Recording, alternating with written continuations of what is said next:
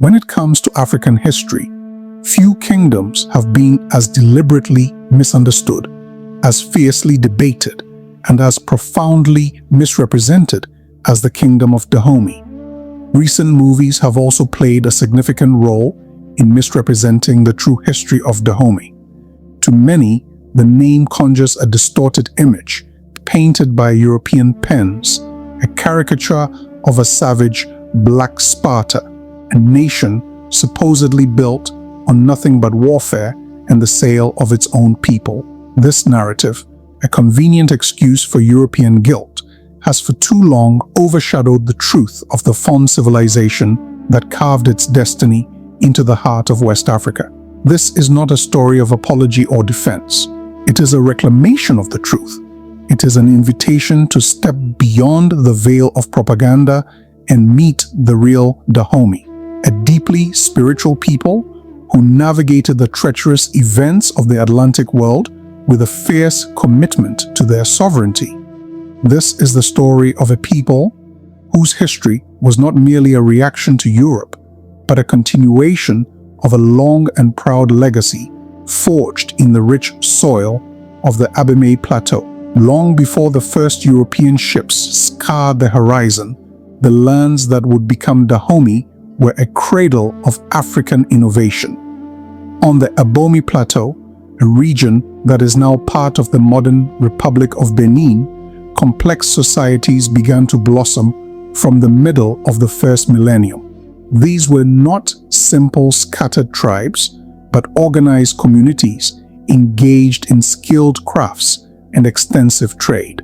Their furnaces glowed with the heat of iron smelting, producing tools and weapons that were traded far and wide.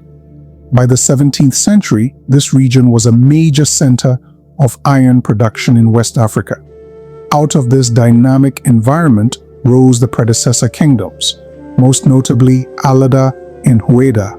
Alada, with its bustling capital of Grand Adra, housing over 30,000 souls, was a significant power by the 16th century.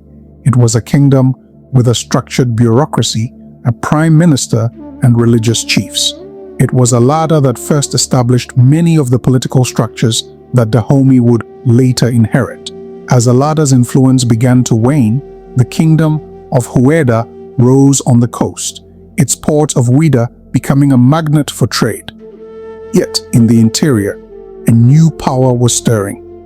Dahomey began as an offshoot of Alada, founded by a prince of the royal house.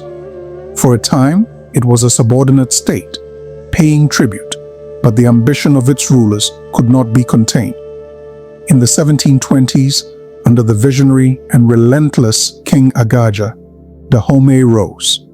In a series of military campaigns, Agaja conquered both Alada and Hueda, unifying the coastal and interior regions under a single, centralized authority. The capital was firmly established at Dahomey, the spiritual and political heart of the new kingdom, while Ouidah was transformed into what will later be an economic gateway to the Atlantic. Agaja and his successors built a sophisticated state. It was a government designed not just for war, but for the efficient management of agriculture, the collection of tribute, and the administration of a diverse and rapidly expanding population. The most persistent myth about Dahomey is that of its military. European writers, with a mixture of fear and fascination, dubbed it the Black Sparta, painting a picture of a society pathologically addicted to war. The truth, as is often the case, is far more complex. Dahomey was indeed a formidable military power, but its ethos was born of necessity, not bloodlust. The kingdom was situated in a precarious position known as the Benin Gap, a corridor of savanna that cut through the forest belt to the coast. This geography made Dahomey vulnerable to invasion from the north, particularly from the cavalry armies of the mighty Oyo Kingdom. Unlike the Oyo Kingdom, Dahomey could not raise horses due to the tsetse fly, leaving it at a permanent strategic disadvantage. For much of the 18th century, Dahomey was a tributary state to Oyo, forced to pay a humiliating annual tribute. Its later militarism was a response to this constant threat. It was within this context that Dahomey's most famous military institution, the Agoji, rose to prominence.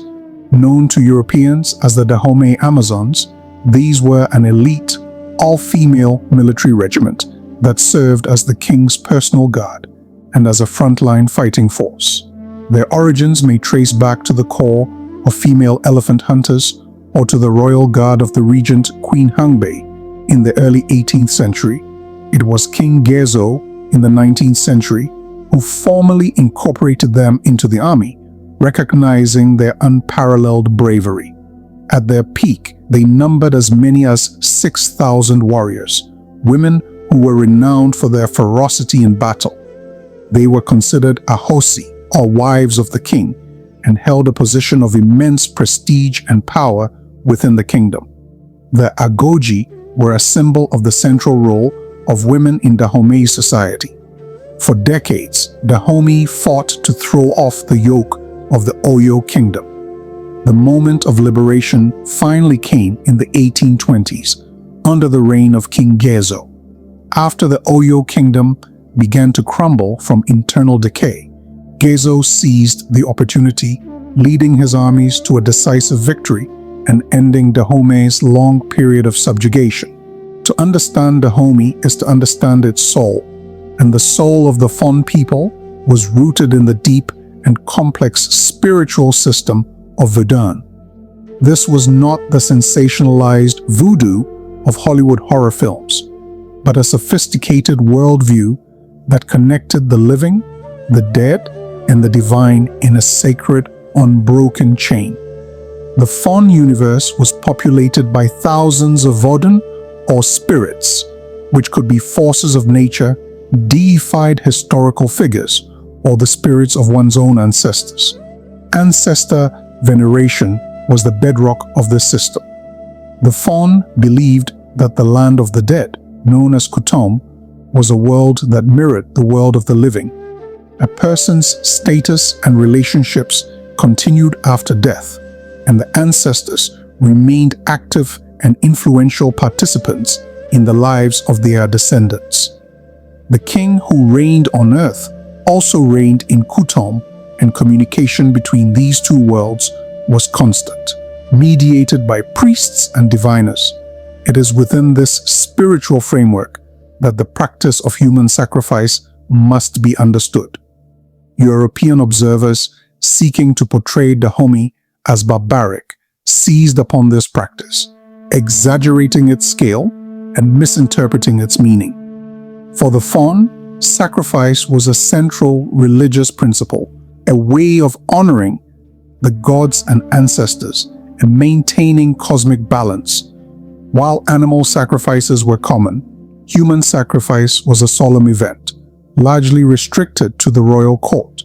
Many of the victims were criminals who had been sentenced to death for capital offenses, their executions postponed to coincide with the great annual customs. Others were captives of war. The practice was an expression of the king's power over life and death, and a way of sending messengers and servants to the royal ancestors in Kutom. These customs, while shocking to outsiders, were deeply embedded in the Fon understanding of life and death. They were not acts of random cruelty, but complex rituals that reaffirmed the kingdom's spiritual foundations. To judge them by an external moral standard is to fundamentally misunderstand the world in which the people of Dahomey lived. No aspect of Dahomey's history is more fraught than its involvement in the transatlantic slave trade. The standard narrative casts the kingdom as a primary villain, a willing partner that grew rich by capturing and selling other Africans. This simplistic and self-serving European account conveniently ignores the broader context and Dahomey's own complex motivations. Dahomey did participate in the slave trade. It was a brutal reality of the era, a system fueled by insatiable European demand for labor in the Americas. However, the kingdom's role was far from that of a simple predator. After King Agaja conquered the coast, the volume of slaves exported from Ouida actually dropped by over 70%. Dahomey's rulers imposed higher taxes and stricter regulations on the trade, which drove many of the private slave merchants to other ports outside the kingdom of Dahomey. The kingdom's own military campaigns, often unsuccessful, could not provide a steady supply of captives. It is worth noting that for much of its history, Dahomey was bad for business from the perspective of the European slavers. The royal court itself often struggled to profit from the trade.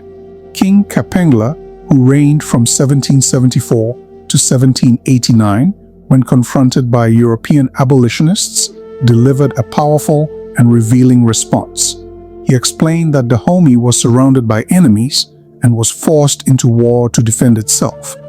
He declared that Europeans who claimed Dahomey went to war simply to supply their ships with slaves were grossly mistaken. The kingdom's primary concerns were its own security, its independence, and the integrity of its customs, not the profits of slave merchants in Liverpool or Lisbon. This era also saw the rise of figures like the Brazilian slave trader Francisco Felix de Souza, who supported Gezo's rise to power. Later accounts have exaggerated de Souza's influence, painting him as a kingmaker who controlled Dahomey from behind the scenes. The reality is that de Souza was one of many players in a complex political landscape. He ultimately died a pauper, deeply in debt to the very king he supposedly controlled. But that is a story for another day. The 19th century brought a seismic shift in the Atlantic economy. Britain, once the world's leading slave-trading nation, abolished the trade and began to enforce its ban with its powerful navy. This period has often been described by Western historians as a crisis of adaptation for African states like Dahomey, suggesting they were unable to cope without the slave trade. This too is a myth. Under the leadership of King Gezo, Dahomey focused on the production and export of palm oil, a commodity in high demand in industrializing Europe. Gezo's government actively encouraged the creation of palm plantations, and the economy boomed. The transition was so smooth that it completely discredits the notion of a crisis. The history of Dahomey is a reminder that the African past must be understood on its own terms.